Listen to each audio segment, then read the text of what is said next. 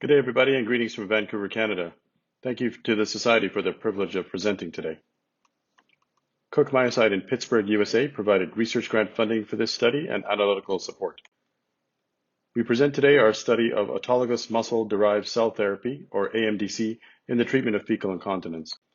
In this phase 1 study, our primary objective was to determine if this technology is safe, while the secondary objective was to investigate whether AMDC shows promise in treating patients with this terrible problem.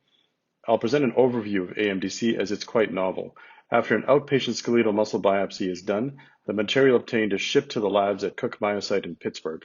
The appropriate cells are isolated, grown, and expanded, and then the product goes through rigorous quality checks before approval. It's then frozen and sent back into the originating clinical site, where another outpatient procedure is done to inject the patient's own, thereby autologous cells, into the external sphincter.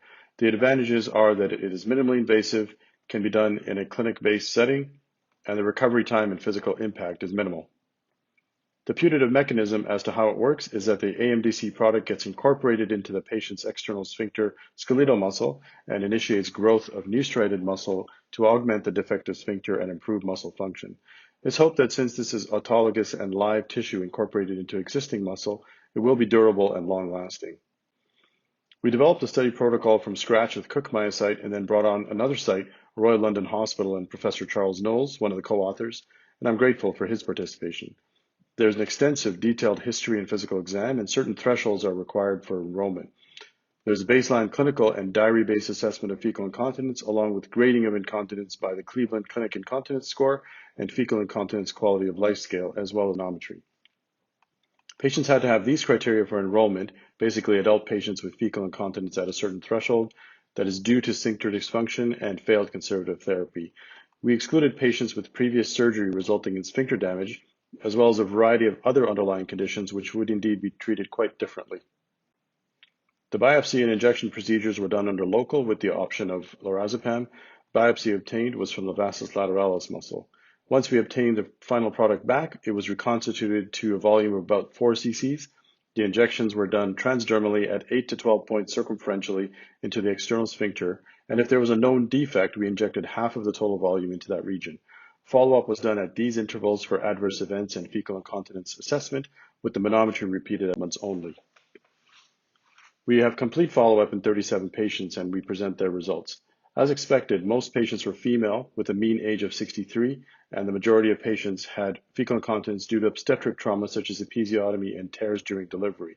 Over half of the patients had a sphincter defect, a quarter had a previous sphincter repair, and nearly half had concomitant urinary incontinence. We were very happy to report no serious adverse events. We cast a broad net, so if adverse events were even possibly related, we counted them in the tally, and we categorized the adverse events by procedure, whether biopsy or injection related, or related to the product itself. All of the adverse events were of low severity and all resolved without intervention. The most common adverse events was pain related to the biopsy procedure, about 20%, with 1 in 10 having bleeding of any degree and a handful of patients having a few other adverse events as noted here. Somewhat surprisingly and happily, patients tolerated the injection procedure extremely well, and there were only a couple of patients who reported the issues you see here.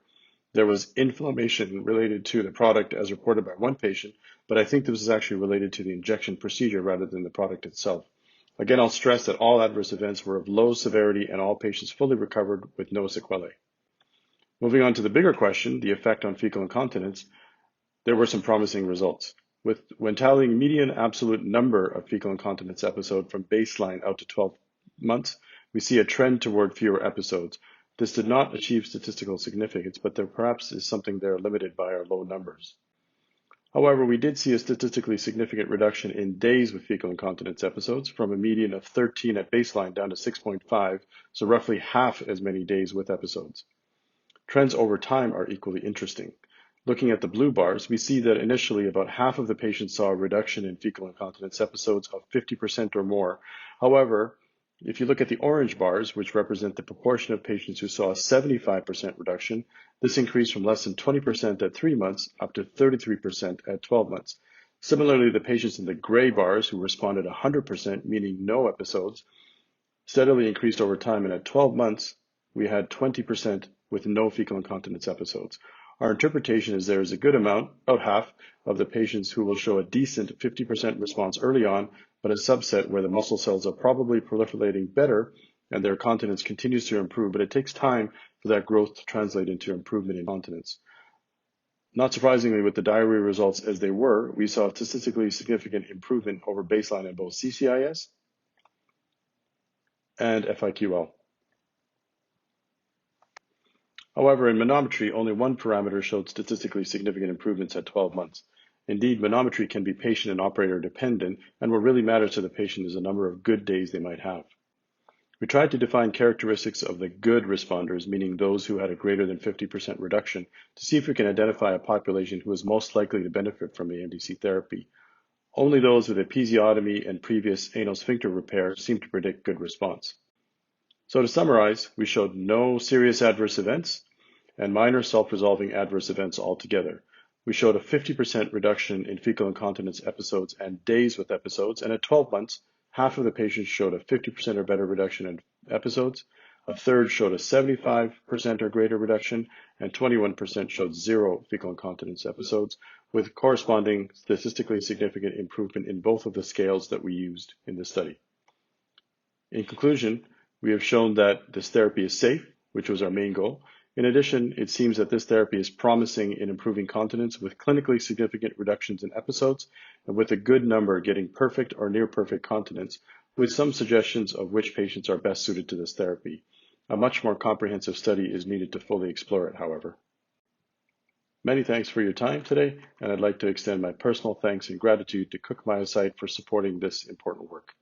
Thank you.